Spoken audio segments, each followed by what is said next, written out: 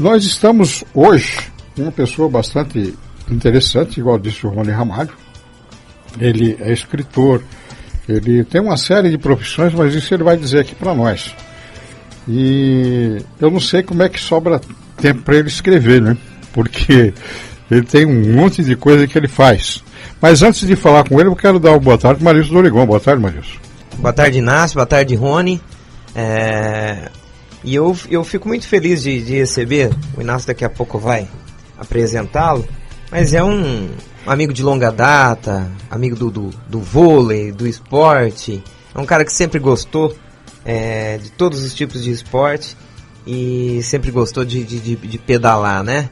Só que a pedalada boa, né? Não é pedalada fiscal, não é pedalada boa, né? Perfeito. E hoje em dia a gente vê na nossa cidade um movimento tão grande pela pedalada, pela saúde e tudo. E esse meu amigo aqui já faz... se ele já foi embora da cidade já faz mais de 20, faz mais de 30 que ele pedala, né?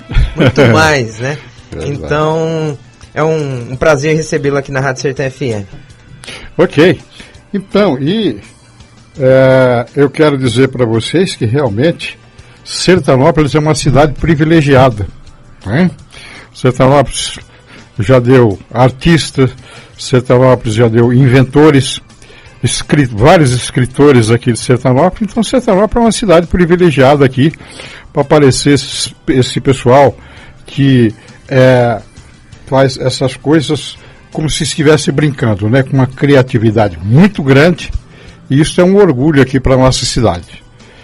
Mas então vamos falar com Evandro Torezan, filho daqui da nossa cidade, e ele vai dar uma boa tarde para nós aqui e em seguida vamos entrar na conversa.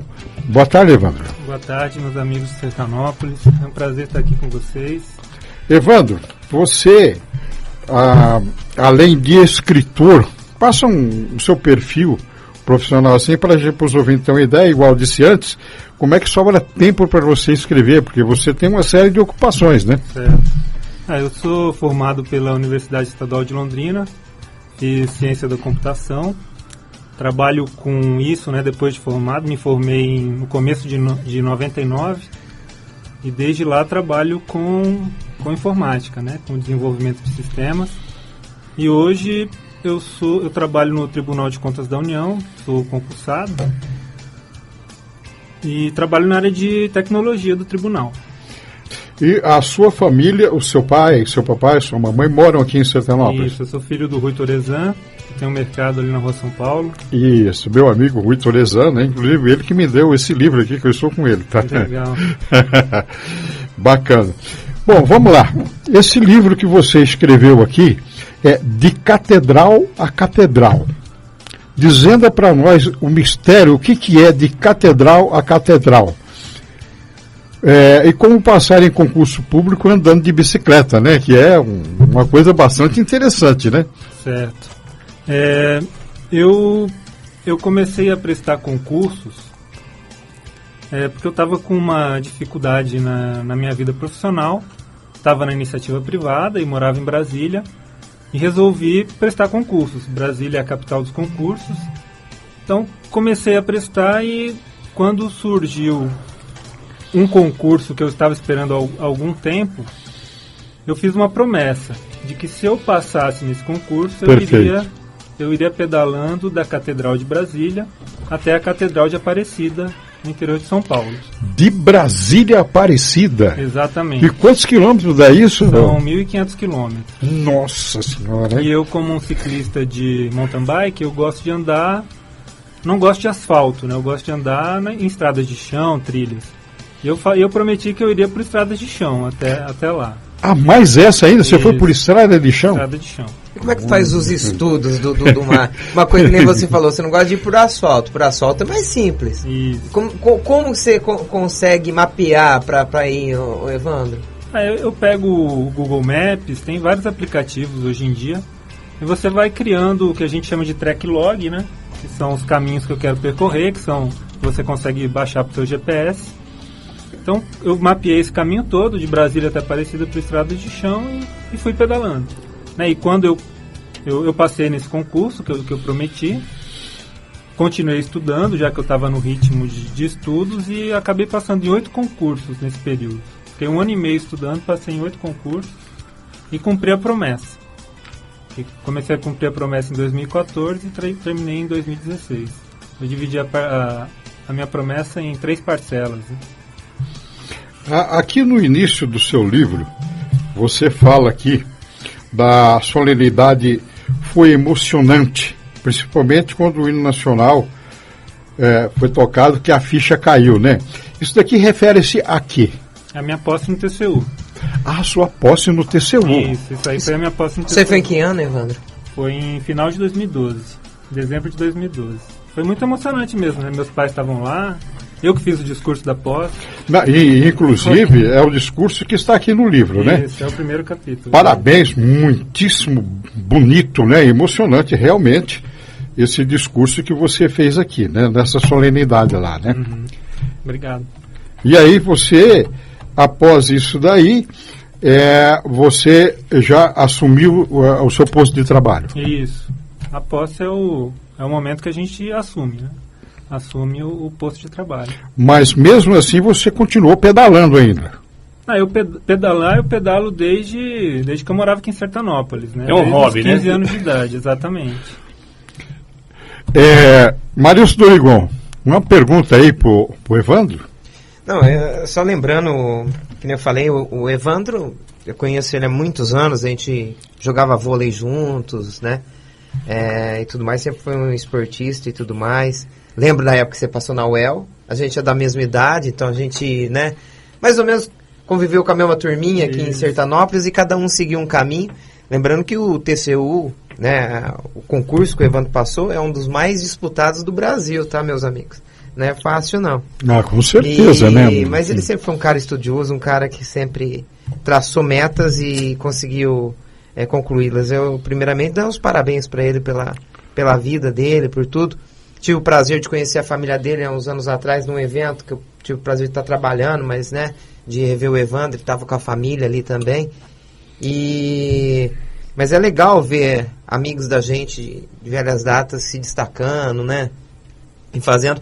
Inclusive eu quero, né? Preciso de um livro desse, né? A gente tem que ver. Como é que faz para adquirir o livro? Com quem alguém quiser adquirir o livro, o valor, aonde encontra? Como é que faz, Evandro? Quem quiser ler o livro?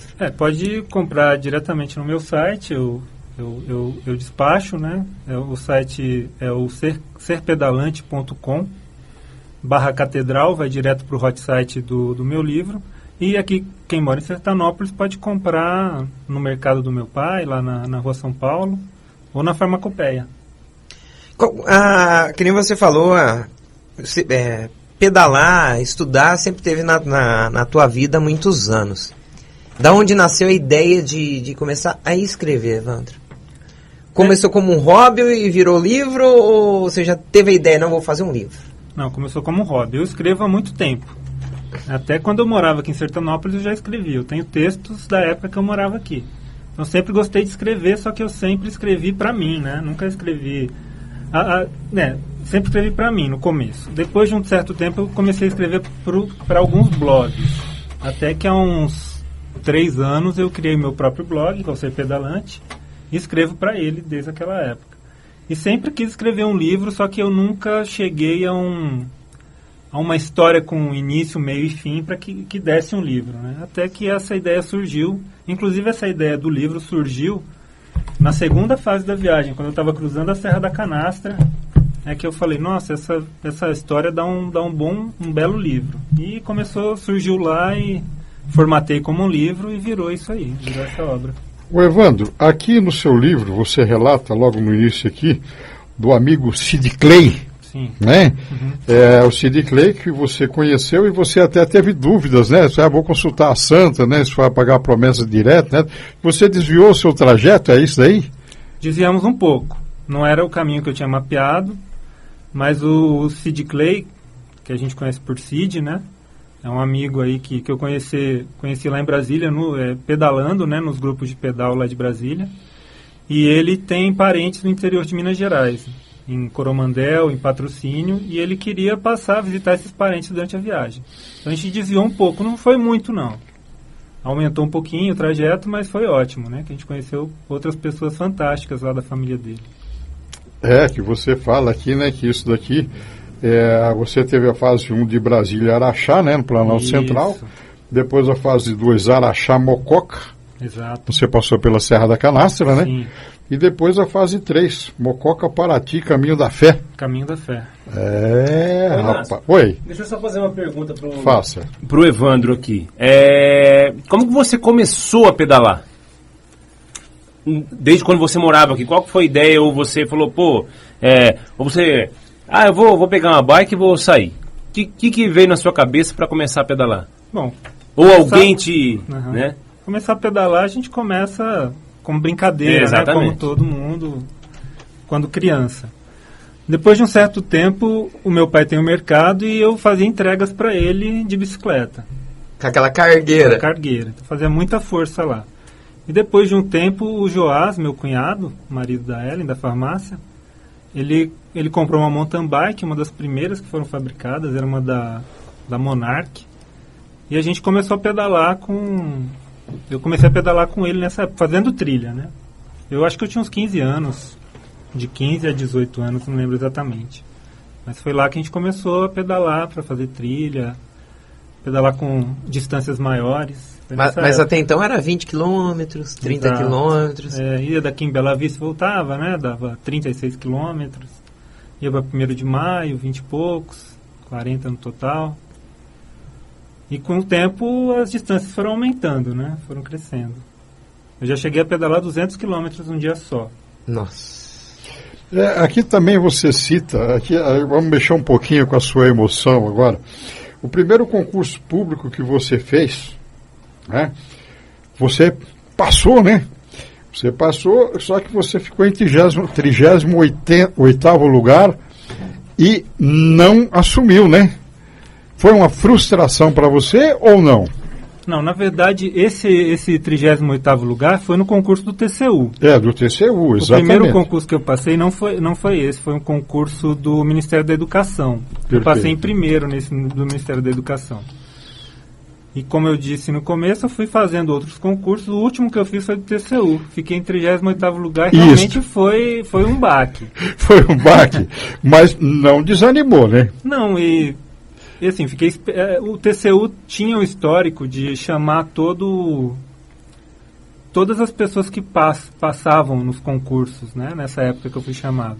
Então eu fiquei em 38º, eram 20 vagas inicialmente. Eram 20 vagas, Mas eu fiquei esperando e realmente chamou. O TCU me chamou na 4ª chamada. O Evandro, quando você saiu de Londrina, formado em Londrina, primeiramente você foi para o interior de São Paulo? Ou você foi direto para Brasília? Não, eu fiquei um tempo morando em Londrina, trabalhando aqui. Trabalhei em São Paulo também, trabalhei no Banco Itaú, né, na área de desenvolvimento do Banco Itaú.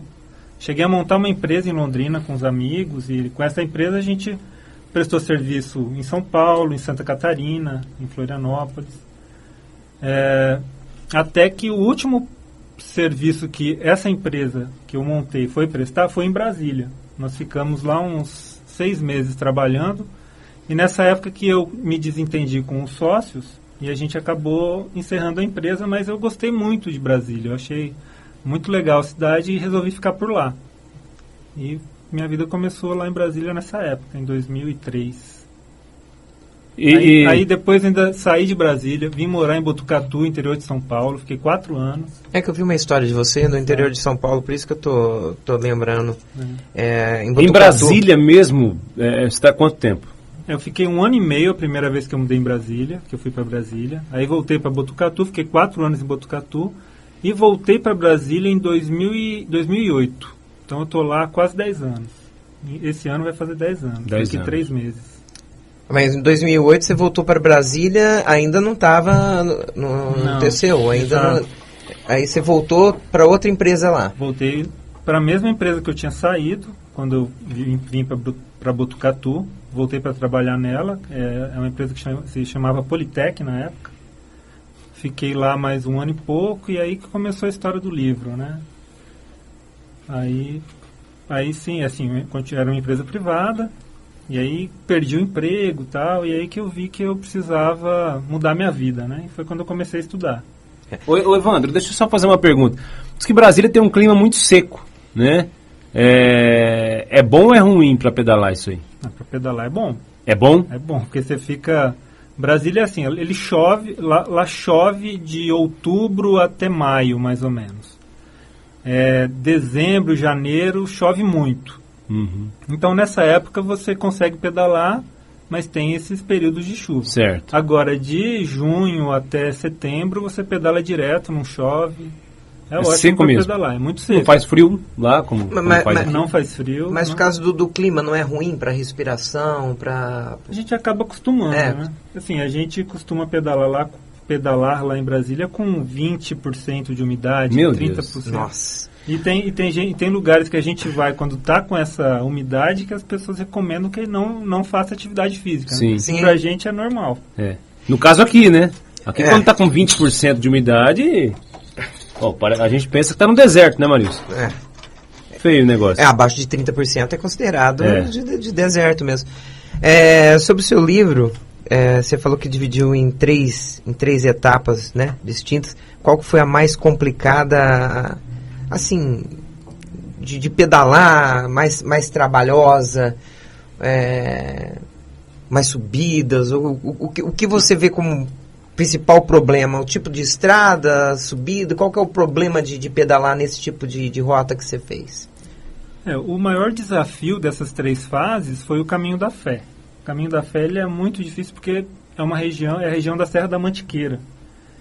Então sobe muito, né? Teve um dos dias aí, a gente subiu 14 quilômetros sem parar, né? A bicicleta empina a roda para cima e são 14 quilômetros. Foi a parte mais difícil. Caminho da Fé. É a região ali de Campos do Jordão? Isso. A gente sai de São Paulo, do lado de cá, aqui do lado do interior da Serra da Mantiqueira, vamos dizer.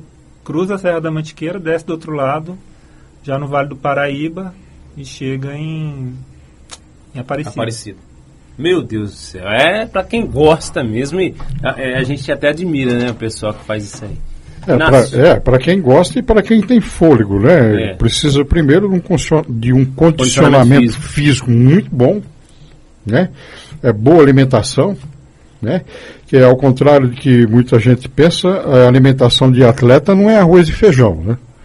Arroz e feijão é um complemento. O resto é bem diferente, né?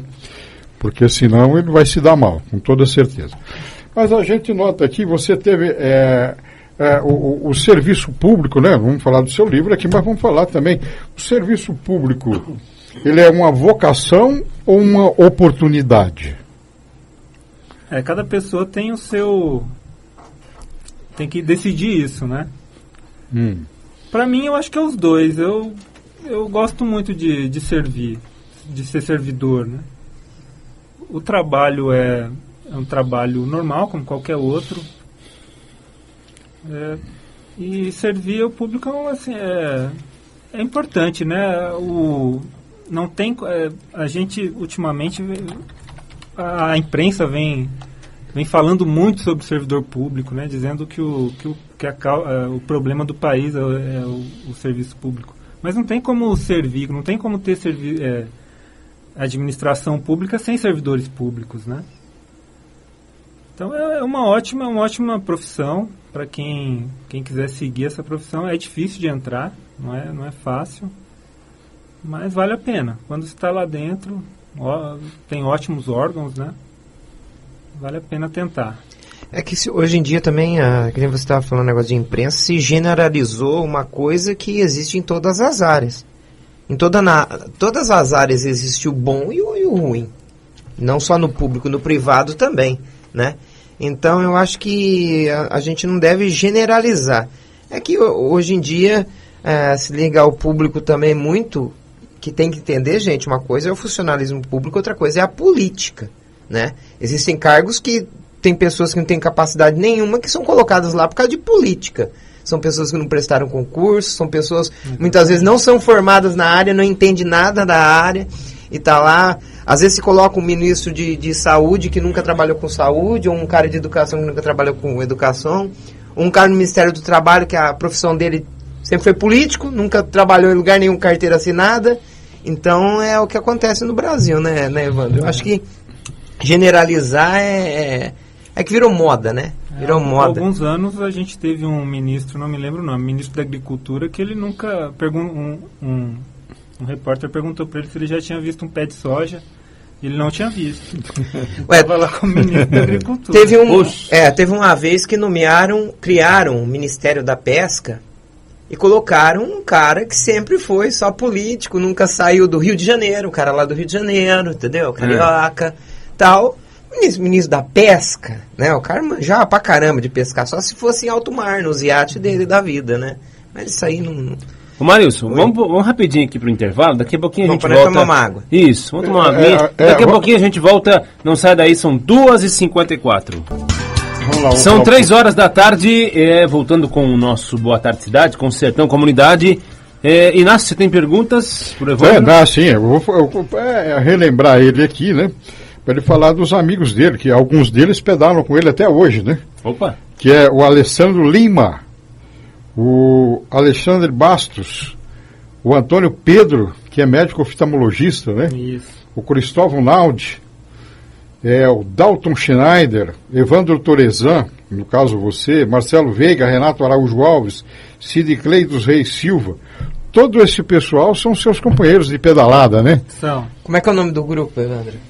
Não, esse grupo não tem um nome, né? Eles só se juntaram a mim para fazer essa viagem, para me ajudar a pagar a promessa. Mas o grupo quando eu fui para Brasília, eu montei um grupo lá de pedal, na cidade que eu morava, que se chama Pedáguas. Ele existe até hoje. Mas essa galera aí, ela foi se juntando, alguns saíram do Pedáguas, outros eram de outros lugares, e acabaram se juntando para me acompanhar nessa viagem, para me ajudar a pagar a promessa. E foi muito interessante. Teve o Cristóvão Naldi, por exemplo, ele é servidor do Ministério de Relações Exteriores, né, o Itamaraty, e ele participou comigo desde a primeira fase. Eu conheci ele na primeira fase, que ele é dono de um rancho lá perto de Brasília, que foi o nosso primeiro pouso, e ele gostou da gente, né, e resolveu nos acompanhar nas outras fases. Ele pedalou todos os quilômetros com a gente. E você expressa aqui que ele é um sujeito calmo e tranquilo, né? O Cristóvão Nada uma bala, né? O Cristóvão é o deixa a vida me levar. Deixa a vida me levar. Legal, né, rapaz? Essas coisas assim é muito bacana, né? E tem uma passagem que você fala aqui, o menino da porteira. O que é isso, o menino da porteira? É que o caminho da fé, ele passa por Ouro Fino. Ah, certo. Ouro Fino conhece a letra da música, né? Menino da Porteira sabe que o ocorrido foi lá em Ouro Fino. E lá quando a gente chega na cidade de Ouro Fino, tem uma estátua do Menino da Porteira muito bonita. É um dos pontos altos aí da viagem. Que legal, né? Assim, Dorigon. Nesses caminhos é que nem você falou, tem as paisagens, tem a parte, até o nome diz, o caminho da fé, que deve ser já um lugar dos cristãos fazer peregrinação, né, porque teria esse nome. O que mais te marcou em todo esse trajeto, Evandro, assim, de parte de fé, que eu sei que você é muito devoto, né? Não é à toa também fazer uma promessa e de Brasília a Aparecida, né? O que mais te marcou na parte da fé, da religiosidade? Para fazer uma viagem dessa, você tem que ter fé, né? Porque chega alguns momentos da viagem que você fala, poxa vida, eu tô aqui, longe de casa, né? Longe da família, passando frio, sofrendo, né? Empurrando bicicleta aqui, morro acima. Tem que ter fé para concluir seu caminho, saber que tem uma força te empurrando, né? Te ajudando a concluir esse caminho. O caminho da fé, ele é fantástico para quem quer fazer de bicicleta ou a pé. Você se sente acolhido no caminho da fé. Ele é um caminho que foi inspirado no caminho de Santiago, que é um caminho de peregrinação famoso que tem lá na Espanha. E ele cresceu muito aqui no Brasil. Ele tem vários ramais, você pode sair de várias cidades do interior de São Paulo e termina em Aparecida. Ele é muito famoso e as pousadas estão sempre te esperando, te acolhem como um velho conhecido. 2 perguntas aqui, Evandro. Você já saiu do Brasil de bicicleta? De bicicleta pedalando ainda não. Não? Mas já pedalou fora? Pedalei, mas em viagens, pedais curtos. Relativamente curtos, né? E vamos dizer assim, qual foi o maior extremo que você enfrentou nesses pedais aí? Calor, chuva, frio? O que você pegou e falou, nossa, aqui tá difícil? Foi até numa viagem que eu fiz pro Chile, que eu resolvi fazer um pedal numa área de deserto. É um passeio até comum lá na cidade, né? Várias pessoas fazem. Só que eu, sabendo que ia ter essa oportunidade, eu já saí de casa, fiz um track log nos lugares que eu queria passar. E aí eu aluguei uma bicicleta e fui fazer esse caminho. Só que estava praticamente uma tempestade de areia, sabe? Quando eu cheguei no deserto. Um vento muito forte. Assim, tinha que pedalar na descida, o vento contra, muito forte. E aí eu entrei dentro de um parque, pedalei por esse parque, é só deserto, né? Não tem uma árvore, só pedra e areia. E aí chegou no final do parque, tinha uma placa lá, não ultrapasse. Só que o caminho que eu tinha mapeado passava por lá. E eu queria fazer, e eu continuei. E aí chegou num momento assim, numa encruzilhada, aí eu parei, eu ia pra direita. Quando eu olhei pra esquerda, tava assim, escrito em inglês, não ultrapasse, campo minado. Eu falei, legal, sorte que eu mapeei pro caminho pro lado direito, né? Meu Deus. E aí voltei, fui preocupado, não saí da estrada, fiz de tudo para não sair e fui embora. Campo minado. Isso é extremo mesmo, hein? Ainda com tempestade de areia ainda. E ainda bem que ele sabia ler a placa, né? O duro, a pessoa não sabe ler a placa. Exatamente. Né? Ainda bem que sabia ler, né? Falar, acho que eu vou, né? Ia se dar mal, né? E a sua passagem por Mococa? Mococa é aqui no estado de São Paulo, né? Divisa com Minas, né? Divisa com logo Minas. Depois da divisa. Como é que foi lá? Assim, Porque aqui você disse que foi uma noite difícil lá, né? Foi. Foi por causa do ronco do colega, né? Mas isso aí foi superado, né? Fiquei acordando ele a noite inteira, rapaz, foi difícil. Mas o Mococa é um dos ramais que existem, né? Do Caminho da Fé. Mococa faz parte do Caminho da Fé? Faz parte do Caminho da Fé, um dos inícios em Mococa. Qual o sentimento de quando você chegou em Aparecida? O sentimento da promessa cumprida, ou na hora que chega lá você nem lembra mais se você estava cumprindo uma promessa? Eu lembrei, porque foram 3 anos, né, pedalando para chegar lá. Foi uma emoção muito forte, tanto que quando a gente chegou, o Cid puxou a oração ali pra gente agradecer, né, que tínhamos chegado. Eu não consegui falar uma palavra do Pai Nosso, nem da Ave Maria que a gente rezou, só chorando de emoção, né, por ter chegado, né? Você imagina todo esse percurso, esse caminho que você fez, né? O que você enfrentou para chegar ali, as vitórias que você teve, né? Pela promessa que você está pagando, é muita emoção. O pessoal que começou desde a primeira fase, terminou as 3 fases? Não, ou teve alguém que... Foi trocando, né? Mas o Cid Clay, ele fez comigo desde o início. Foi por causa dele que eu dividi em 3 fases, porque ele só tinha uma semana por ano para poder encaixar as férias para ir nessa viagem. E o Cristóvão também participou das 3 meio assim, por acaso, que na primeira ele é dono de um rancho lá perto de Brasília, onde foi nosso primeiro pouso. E aí ele pedalou cerca de 120 quilômetros conosco nessa primeira fase. E aí ele ficou nosso amigo e nas outras 2 fases ele participou da viagem inteira com a gente. Bacana. Ô Evandro, eu pergunto um negócio. A bicicleta não é igual o carro, que tem um pneu de estepe, né? Tem espaço para os equipamentos, para as coisas. Na bicicleta, que nem você estava falando em off aqui, vocês levam o mínimo de peso possível, roupas adequadas. E no caso, quando estragam a bicicleta, o que fazer? Se vocês estão numa estrada, que nem você falou, vocês vão para estrada de terra, para buscar ajuda e tudo mais. Como vocês se comunicam? A gente leva algumas peças de reposição, poucas, né? Porque não dá para levar muito peso. Por exemplo, o Dalton leva um câmbio desmontado, espalhado pela bagagem. Eu levo câmara de ar, levo cabo de aço, remendo, algumas ferramentas. Então a gente dá um jeito. Se quebra, a gente tenta resolver. Se for uma coisa impossível, a gente tenta pegar uma carona numa caminhonete, estrada rural circula muito caminhonete, ou carro mesmo, tenta pegar uma carona para a cidade mais próxima e resolver o problema. Muito tá bem. Certo. Inácio, você tem mais... Aqui tem uma outra curiosidade boa, aqui você deve ter história bonita a respeito disso daqui, que é a sua passagem pela estrada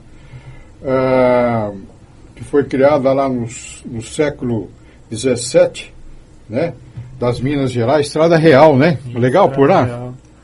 O trecho que eu passei, ele é bem interessante, que ele passa ali por Cunha, né, indo em direção a Paraty. É um caminho legal. Mas já tem muito asfalto. Como eu não gosto muito de asfalto, eu acho que a parte mais interessante da Estrada Real é a parte ali em Minas Gerais, que eu ainda não conheço, mas está nos meus planos.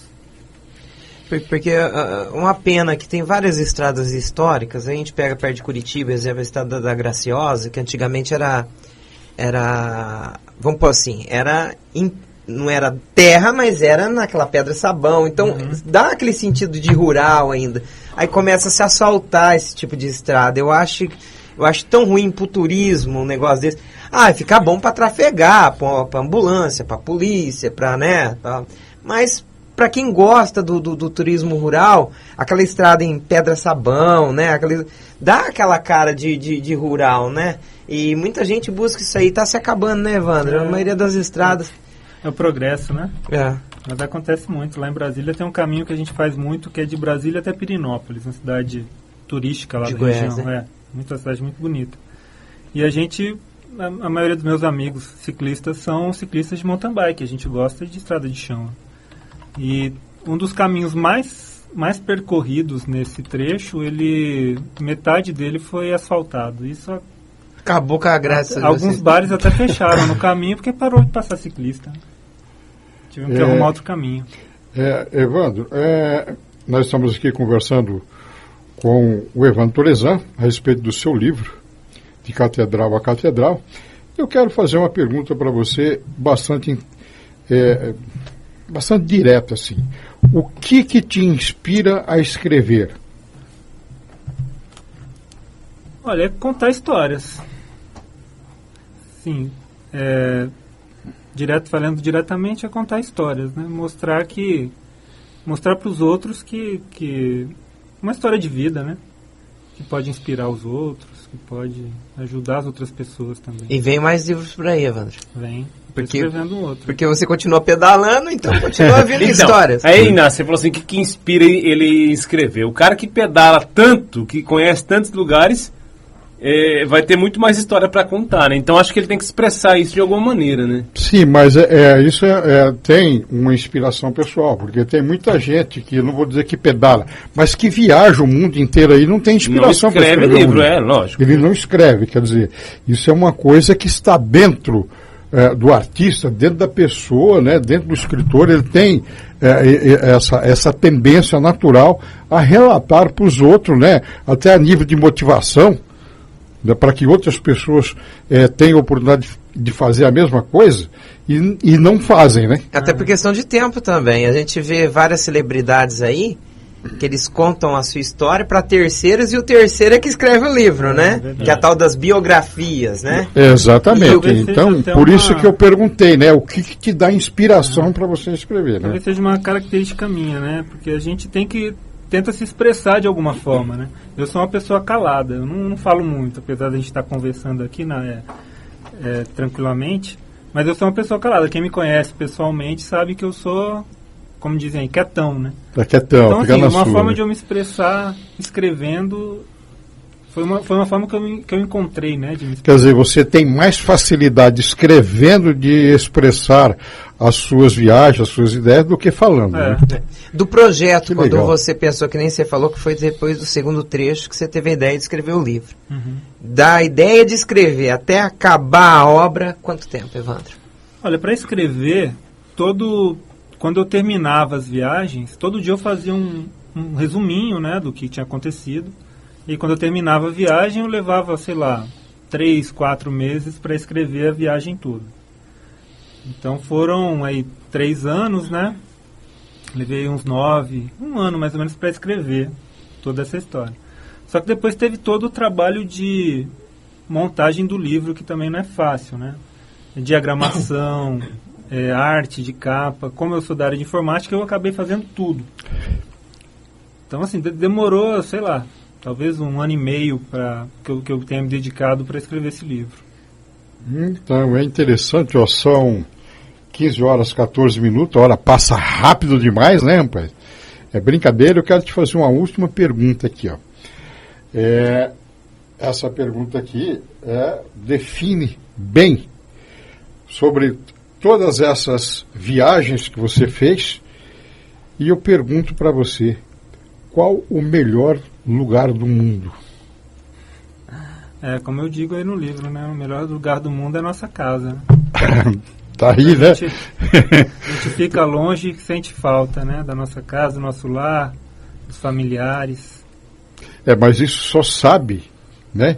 Quem escreve e quem viaja muito também, né? O cara fala, cheguei, né? Estou em casa, né? Hein, Rony Ramalho? É bom, né? É bom sempre voltar para casa, né? Ô Evandro, tem mais algum projeto já? Você já tá, vamos pôr assim, que nem você falou, como você vai escrevendo aos poucos, então é bem provável que você já tenha algum material. Vem um segundo livro, já tem uma ideia sobre o que será? Esses dias eu fui, né, em outubro agora, eu estive no Monte Roraima. Nossa, é extremo do Brasil, hein? É um extremo do Brasil, e para ir lá para você chegar ao Monte Roraima, você tem que ir pela Venezuela, o acesso é pela Venezuela. E lá eu conheci algumas pessoas, no grupo, assim, foi um grupo, tinha uma pessoa, um colega de trabalho, mas os outros eram todas pessoas que compraram um pacote lá para visitar, né? Então tinha escritor no grupo, tinha fotógrafo, tinha uma desenhista francesa, franco-brasileira. E aí a gente começou a conversar lá e surgiu a ideia de escrever um livro sobre essa viagem. Eu estou escrevendo, tem várias outras pessoas também escrevendo as suas impressões, né? E a gente vai tentar juntar as fotos desse fotógrafo com os textos e com os desenhos. Olha, que bacana. Então, estamos trabalhando nisso já. Só para quem não lembra, o Monte Roraima fez parte de uma da novela Global, né? Que o Alexandre Nero, né? Que era o principal. E ele ia muito ao Monte Roraima. E sempre que ele ia lá, ia de helicóptero, né? Que o Evandro falou, porque era muito difícil, né? Então é pela Venezuela o acesso. Isso. O resto é mata fechada, né, Evandro? E é muito morro. Lá eles chamam de Gran Sabana o lugar. É um lugar descampado. Até chegar no Monte Roraima. Atrás do Monte Roraima, vamos dizer assim, a gente olhando aqui do Brasil, né? Atrás do Monte Roraima já é a selva da Guiana, antiga Guiana inglesa. Aí já é selva amazônica fechada mesmo, intransponível. Mas ali para chegar, foram 3 dias de caminhada para chegar no topo do monte. Eu andei 100 quilômetros a pé, ida e volta. O Monte Roraima é o local mais ao norte do Brasil? Né? Não sei se chega a ser o extremo norte. Eu acho que né, Marilson? E a gente tinha que estar com o computador. Tem que pesquisar para ver, mas eu acho que é. Antigamente se falava que era Oiapoque, né? Agora não, parece que é o Monte Roraima. Brincadeira? Não tenho essa informação. Parece que é. O Evandro, vai pesquisar aí. Sobre pedal, qual que é a tua próxima aventura? Fora só, que nem você, com certeza você deve estar com a tua bike por aí, vai pedalar daqui. Pra ele, daqui em Londrina, meu amigo, pra nós às vezes nós reclamamos de ir pra Londrina, de cá pra ele falar assim, vou daqui em Londrina, eu vou ali comprar alguma coisinha ali. Bate-volta, né? Fazer um bate-volta. Eu já estou fazendo planejamento para ir pro Caminho de Santiago esse ano. Nossa, bacana, hein? A gente vai, dia 12 de maio eu viajo. Já está tudo planejado. Para fazer de bike. bike. Essa galera toda aí. Olha só que bacana. Com todo esse pessoal daqui? Não são todos. Santiago alguns dessa lista estão. Só que aí você não leva a tua bike daqui, você aluga. Vai levar a tua agora? Vou levar. É difícil para quem pedala bastante assim se adaptar em uma outra bicicleta. Então tem que levar a sua, que está acostumado a pedalar. Tem todas as medidas, você já tem todas as manhas, você conhece todos os barulhinhos, quando tem um barulhinho diferente você já sabe, né? Exatamente. E olha aqui, Maurício, que interessante aqui que ele escreveu, olha aqui, ó. A saída é empolgante, a chegada é emocionante, mas a jogada é o caminho. Bonito. parabenizou, parabéns para você. Evandro, eu quero agradecer a tua vinda aqui. Foi muito bacana a gente ficar alguns tempos aqui conversando com você. E após essa viagem aqui, eu já quero te fazer o convite. Quando você voltar da viagem, venha contar para nós como é que foi. Tá bom, pode deixar. Né? Mesmo que o livro não estiver pronto. Evandro, você vem todo ano para Sertanópolis? Não tem problema. De volta e meia eu tô aqui. Então, viu? Não tem problema se você não escrever o livro, não, mas você conta da viagem, a gente já fica sabendo como é que vai ser o livro, né? Legal. Fica legal pra caramba. Eu sei que você gosta de uma música também anos 80, tá? Um dia que você quiser também, vem comigo no meu programa aí, ó. Curtir um pop rock nacional, internacional. É hoje ou amanhã o teu programa? Hoje. Hoje. Tem de terça, tem de quinta. Terça e quinta. Mas ele está convidado quando estiver em Sertanópolis, é só mandar um alô e dar um pulinho aqui. Beleza. Então, Evandro, fica à vontade, manda um abraço aí para quem você quiser, pro seu papai, para sua mamãe, que seu papai deve estar ouvindo lá o programa, né? Ah, tá sim. Ele deve estar no rádio. Um abraço lá para o lá para todos que estão lá na mercearia lá, né? Estão ouvindo lá. E depois eu passei para comer uma paçoquinha, tá? Tá certo. Dá um abraço então aí pro meu pai, pra minha mãe, para todos que estão ouvindo. Posso fazer uma propaganda aqui do livro? Fica à vontade. Né? Como eu disse já, quem quiser comprar, ele custa R$30. Está à venda lá no Mercado Torezan, na Farmacopeia, ou no meu site, serpedalante.com/catedral. Repita o site. serpedalante.com/catedral. Você falou que tem um blog, você também tá postando direto o blog? Isso, tô sim, é o serpedalante.com. Serpedalante.com. Isso. Eu entrei aqui, legal. Ser Pedalante, tem aqui tudo a respeito do Evandro e tal. Você colocou lá também as tuas entrevistas, as coisas, Evandro? Eu tive uma entrevista na Rádio CBN de Brasília, eu vi tempo. Aqui. Tá tudo lá no... Tem uma reportagem da Globo também, né? Tem um pedacinho da entrevista pequeno com você lá também. Globo, no SBT. Aí, ó. O Evandro, meu filho, do Sertanópolis pro Brasil. Pro Brasil, pro mundo. E agora pro mundo, né? Que ele vai fazer outro. Atravessando aí, fronteiras? Então, Evandro, repetindo, pontos de venda do livro. Farmacopeia. Farmacopeia. Né? E? Mercado Torezan. Mercado Torezan, que fica ali na rua São Paulo, né? Isso. Que número é lá? 472. 472, São Paulo 472, lá você chega lá, tá lá o seu livrinho lá. Ou lá. Então aqui na farmácia, Farmacopeia. Tá legal? Ótimo. Mais alguma coisa? Não, é isso aí. Muito obrigado pela oportunidade, tá? Um abraço para todos os meus amigos sertanopolenses. Tá legal. Obrigado. Dorigão? Não, só agradecer. O Evandro, é um prazer recebê-lo aqui. Como ele disse, ele sempre foi meio quieto assim e tudo mais, mas aqui a gente faz um bate-papo, né? Aqui também não somos profissionais da área, a gente brinca de fazer rádio, como diz o outro, né? Lógico, com responsabilidade, porque a gente fala que o microfone também funciona como pro bem e pro mal, né? Uma arma também. Mas é sempre bom receber, porque o Inácio frisou bem, Sertanópolis, teve muita gente, tem alguns no mundo da música que fazem sucesso, tem outros escritores e tudo mais, só que muitos, o Evandro, a gente convida e a pessoa, sabe, não faz questão de vir aqui. É tão gostoso a gente ver uma pessoa do nosso meio, uma pessoa que a gente conviveu, escrever um livro, fazer um sucesso. E é tão bom a pessoa passar aqui, né, a mensagem para os amigos, para as pessoas. E tem gente que a gente convida e a pessoa, sabe, não sei se sobe o sucesso na cabeça, né? Eu acho bacana ter uma pessoa que nem você aqui, representando Sertanópolis e falando a tua história. E eu venho acompanhado as suas entrevistas e tudo mais, então a gente vê que o seu trabalho foi bem feito, porque a gente sabe que tem, como o Evandro pedala, tem vários que pedalam, como tem escritor, mas o Evandro ele faz com dedicação, por isso que aparece, né? Não é à toa em uma rádio CBN, ou aparecer numa reportagem da Globo, ou do SBT, né? Exatamente, você tocou num ponto, para nós aqui da Rádio Sertão, é um orgulho ter você aqui, né? E você sendo filho da cidade de Sertanópolis, para nós é um prazer que não tem nem tamanho, né, Dorigo? Opa, é muito bom. Legal, obrigado, gente. Rony Ramalho? 3 horas da tarde, 24 minutos. Obrigado, Evandro, Inácio, Marius Dorigon, sempre está por aqui. A gente volta daqui a pouquinho.